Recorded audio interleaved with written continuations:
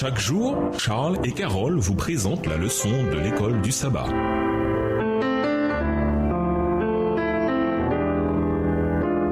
Bienvenue dans votre émission Dieu nous parle. Nouvelles leçons de vendredi. Pour aller plus loin, nous vous invitons à lire dans le livre Patriarches et prophètes les chapitres suivants, la tentation et la chute, les pages 31 à 41 et le plan de la rédemption, les pages 43 à 50, ainsi que dans le livre Éducation, le chapitre La connaissance du bien et du mal, les pages 23 à 26. Ces deux livres ont été écrits par Ellen G. White. Ces dernières années, des études ont été menées sur ce que l'on appelle les expériences de mort imminente, EMI. Des personnes meurent, c'est-à-dire que leur cœur cesse de battre et elles cessent de respirer. Mais elles reviennent à la vie et racontent des histoires fantastiques. Elles flottaient dans un autre monde et ont rencontré un être de lumière. Certaines personnes évoquent même des rencontres avec des proches décédés depuis longtemps. Beaucoup de gens, y compris des chrétiens, qui ne comprennent pas la vérité sur la mort, croient que ces histoires sont des preuves supplémentaires de l'immortalité de l'âme. Mais, et cet élément devrait constituer le signe le plus clair que quelque chose ne va pas, la plupart des personnes qui ont vécu ces expériences affirment que les êtres spirituels rencontrés leur ont délivré des paroles de réconfort, de belles déclarations sur l'amour, la paix et la bonté, mais rien sur le salut en Christ, rien sur le péché et rien sur le jugement. Alors qu'elles avaient un avant-goût de l'au-delà chrétien, pourquoi ne leur a-t-on pas donné aussi au moins un ou deux enseignements chrétiens parmi les plus fondamentaux? Ce qu'on leur a dit ressemble davantage à des dogmes New Age, ce qui pourrait expliquer pourquoi dans de nombreux cas, ces survivants reviennent de cette expérience encore moins intéressés par le christianisme qu'avant de mourir. De plus, pourquoi aucun des chrétiens concernés, convaincus que leur EMI était un avant-goût du paradis chrétien, n'y reçoit jamais d'enseignement chrétien par opposition au sentimentalisme New Age? La réponse est simple, ils sont dupés par celui-là même qui a dupé Ève en Éden, et avec le même mensonge en plus. À méditer, en quoi l'expérience d'Adam et Ève démontre-t-elle que le pardon de Dieu n'annule pas nécessairement toutes les conséquences du péché? Pourquoi ne faut-il jamais oublier cette importante vérité? L'arbre de la connaissance du bien et du mal était le domaine enchanté de l'ennemi pour Adam et Ève. Quel domaine enchanté sommes-nous peut-être tentés de visiter? Satan essaie d'amener le peuple de Dieu à croire que les exigences de Christ sont moins strictes qu'ils ne le pensaient, et qu'en se conformant au monde, ils exerceront une plus grande influence auprès des mondains. Texte tiré du livre Testimonies to Ministers and Gospel Workers, témoignages aux pasteurs et travailleurs de l'Évangile, au chapitre 67 à la page 474. Livre écrit par Ellen G. White. Que faire pour ne pas tomber dans ce piège subtil? Au revoir. Et à demain si Dieu veut.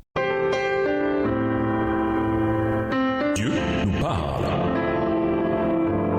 Chaque jour, Charles et Carole vous présentent la leçon de l'école du sabbat.